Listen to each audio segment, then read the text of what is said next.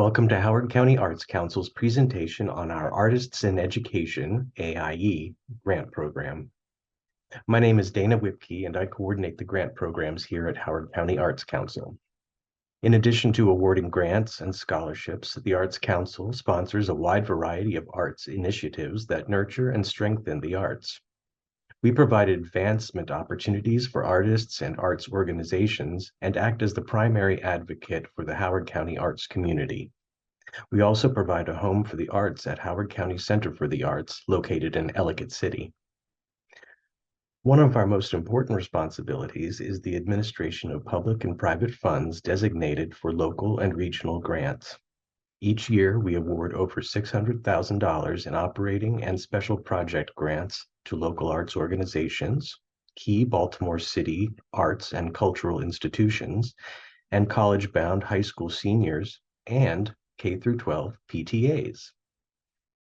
The Arists-in-Education grant program provides opportunities to enhance the curriculum at your school by providing opportunities to bring in a visiting artist to work on a creative project with students and teachers.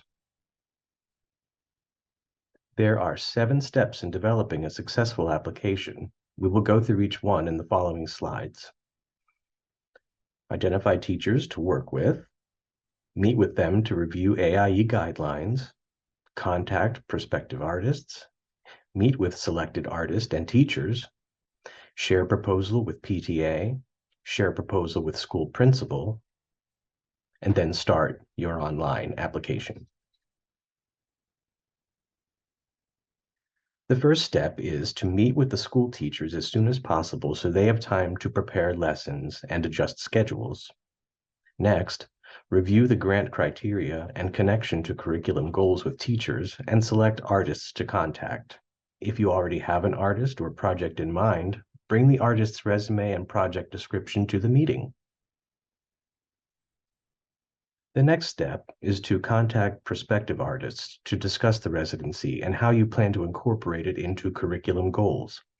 We encourage PTAs to develop residencies around any artists they feel strongly about. Some other artist resources are Maryland State Arts Council and Arts for Learning Maryland.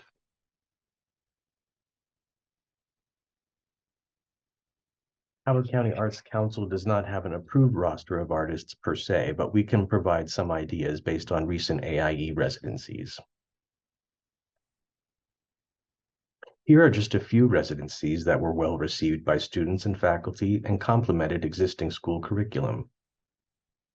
First, an elementary school brought in Kofi Dennis to lead a 7-day African music and stories residency that included 12 workshops, 2 assemblies, and culminated with a concert performed by the students. Chesapeake Shakespeare Company brought a 2-week residency to a middle school where the students were introduced to Shakespeare by studying, rehearsing, and performing scenes from Romeo and Juliet.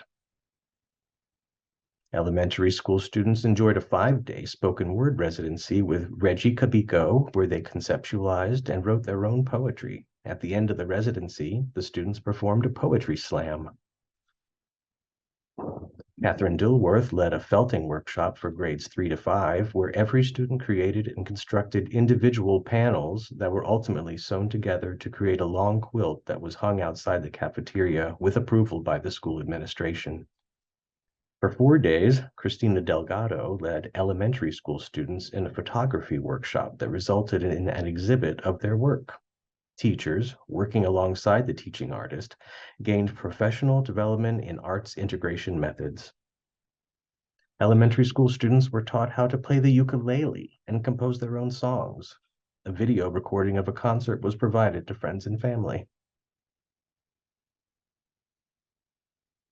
Now, once you have selected an artist, set up a meeting with them and the teacher to develop a work plan, the description of the residency, and how it will be evaluated. Share the proposal with the PTA, request required documents, and confirm their financial support. Be sure to review the matching requirements.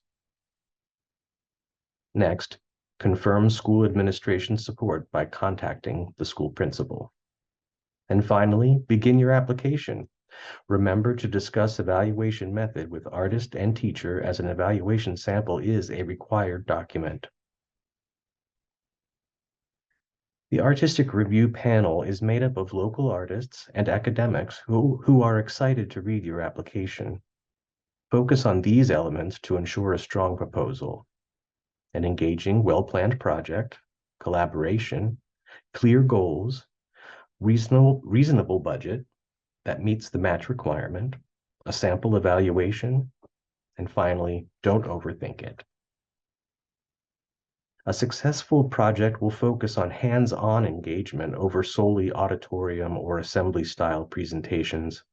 The project should have detailed sequence of activities, lessons, and include an orientation, planning period, and follow-up session. The strongest project proposals show evidence of careful planning and are created in collaboration with the teacher, artist, school administration, and PTA. The goals of the residency should be clearly outlined in the proposal and address how the project addresses Maryland State Department of Education and school curriculum objectives. And the budget for the project should be realistic and only use grant funds for permitted purposes. It must also meet the one-to-one matching requirement.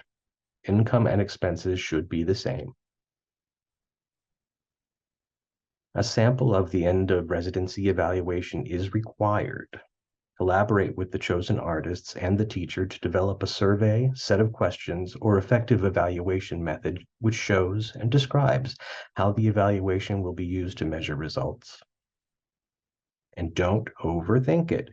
We want to hear from you about the positive impact you believe this project will have at your school. We are not looking for a lot of technical language or jargon. We are just looking for you to clearly explain your goals. The AIE grant application has 9 sections. First, the application information, which includes PTA contact information, project information, which includes length of residency and number of students participating, other funding sources, project information, project narrative, project budget expenses, project budget revenue, support materials and work samples, and finally, certification and signature. Now let's go through the application section using a recent application as an example. This grant was written by Amanda Roberge, Cultural Arts Representative of Patuxent Valley Middle School PTA. This may help understanding what the review panel and grants committee will be looking for. This application was for a 5-day Shakespeare residency at a middle school English class. We are just using this application as a guide. You are encouraged to develop residencies in any medium you think will bring value to your school. Here we ask for information on any additional sources of funding for the proposed project. For example, if you have applied to MSAC, list the amount requested. Also, indicate whether the request for funding was approved, denied, or is pending.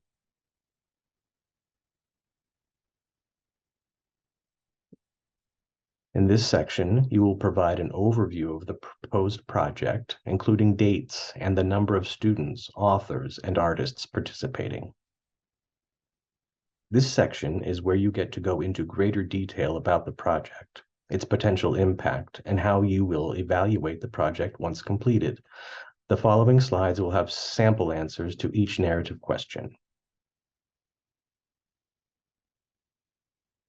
Description of the project. This should be a detailed description of the residency activities and expected goals. A timeline should be included as well or uploaded via the support materials page. 4 actors from Chesapeake Shakespeare Company in Baltimore, Maryland, will travel to the school to work directly with students on acting out specific scenes within Romeo and Juliet.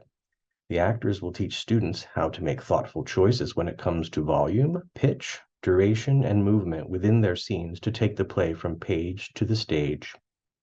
And it includes a timeline, 5 consecutive days, day 1, icebreakers, acting warm-ups, prologue memorization, and movement.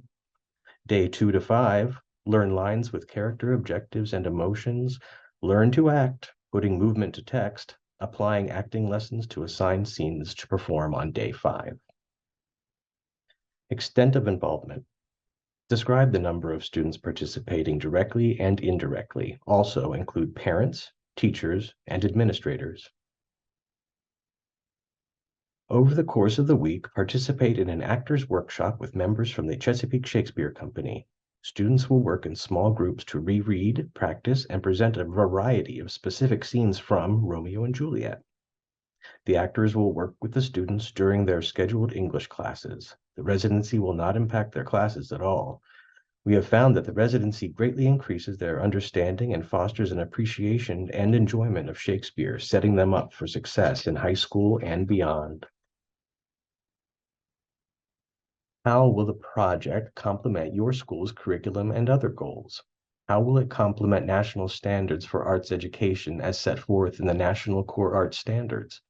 Please be specific and cite how elements of the proposed project directly relate to these standards. The Chesapeake Shakespeare In-School Residency Program aligns with the third unit of our Howard County Public School System ELA curriculum, Love and Friendship. In this unit, students study drama and theater through texts such as Romeo and Juliet by William Shakespeare in order to explore the types of relationships that exist between individuals and the bonds that often sustain relationships. Students develop an understanding and an appreciation for the four types of love that goes beyond romance. Throughout the unit and the residency, students will develop an understanding of the Shakespearean tragedy and how the author incorporates both prose and poetry to convey a story which remains timely and relevant to society and societal morals. It goes on to state how these scenes will address fine art standards. Evaluation and social distancing. How will the project be evaluated? There should be an opportunity for the students to indicate if the project was beneficial. Upload a sample of the evaluation materials via the support materials page.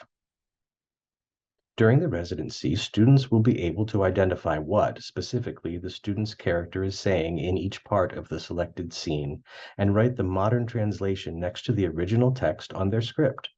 Identify 3 to 4 important words, phrases, ideas that happen within that scene with consideration to how they'd like these important points to be conveyed when speaking to the audience. On their scripts, they will identify each speaking part for their character and the names of the characters to whom the character is addressing.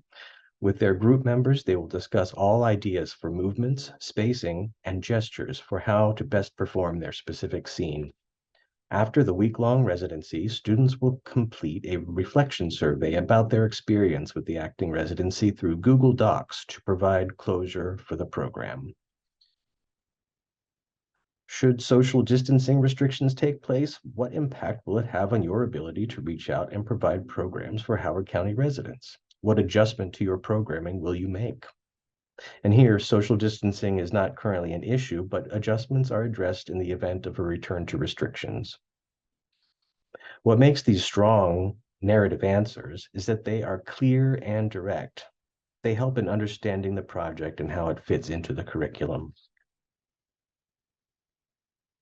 Budget match requirements. For every dollar requested or awarded, the applicant must provide a one-to-one cash match. In determining the amount of the grant request and the required match, requests should be calculated on the total allowable cash expenses of the project. In-kind donations and services cannot be used to match HCAC funds. Schools with an Access Challenge Index of 50% or more can apply without a matching requirement for projects up to $2,500. Any project costs beyond $2,500 are subject to the matching requirements stated above. Note, subtract any MSAC funds from your total expenses before calculating your match. For example, if your subtotal is $4,000, but you are receiving $1,000 from MSAC for this project, subtract $1,000. Your match calculations are based on the remaining $3,000. Please be certain that total expenses are equal to total revenues. Howard County Arts Council does not fund travel, capital expenditures, permanent equipment, or fundraising activities. Project budget expenses. This is where you provide the estimated total costs for the residency. Please note that travel and fundraising are not eligible expenses. Be sure to check the grant guidelines for other expense restrictions. Project budget revenue. Here, you break down by funding source. Be sure that your revenue matches the expense total from the previous section. It is important to add that student-assessed fees cannot be used for matching funds. Support materials and work samples.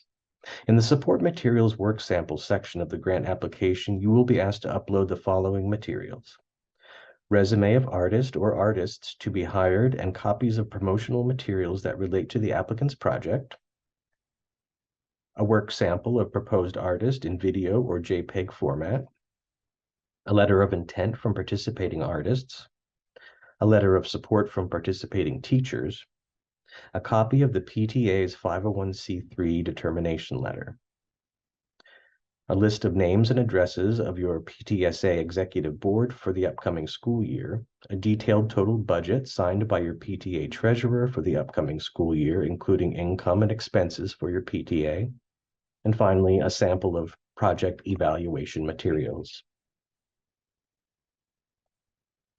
Here are two examples of promotional materials and work samples.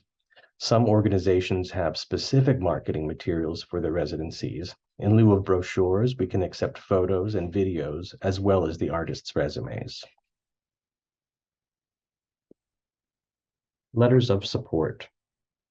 2 letters of support are required. One comes from the participating artist and the other from the school's teacher. They should be kept simple, explaining the project and how it will help students. Do not forget to attach your PTA's 501c3 determination letter. This is proof of your nonprofit status. If you did not update your 501c3 last year with Delaware PTA, check with your PTA officers. Previous letters under Maryland PTA Congress are no longer valid since the dissolution of Maryland PTA. Project evaluation sample. This sample evaluation was sent to students after the residency.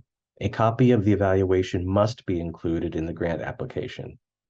See how it poses clear and distinct questions to students, providing valuable feedback to teachers, PTA, the artists, and Howard County Arts Council. What happens after the grant is submitted? Howard County Arts Council staff reviews the application for completeness and eligibility.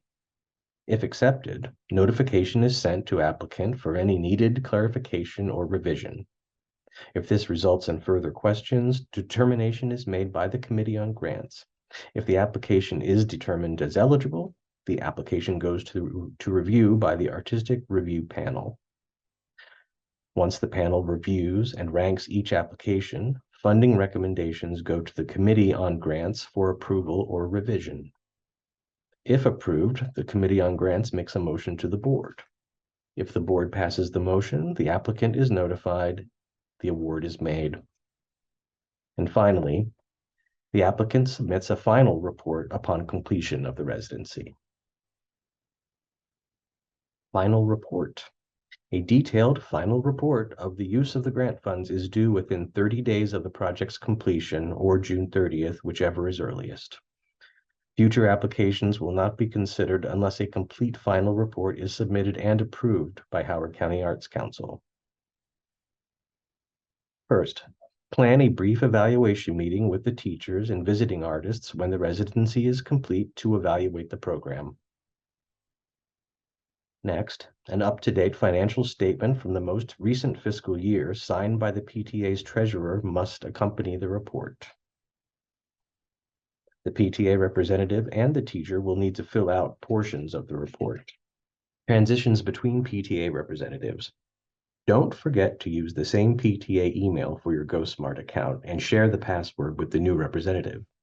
Keep an electronic and hard copy file for the grant application, correspondence, timelines, and final report. Note any successes, challenges, and areas for improvement and pass the file on to the next PTA Cultural Arts Representative or PTA President. This concludes our presentation. These slides can also be found on our website. I'm happy to answer any questions about the grant or application process. Please reach out to me at grantsandprojects@hocoarts.org or 410-313-2787. Thank you and good luck with your grant proposal.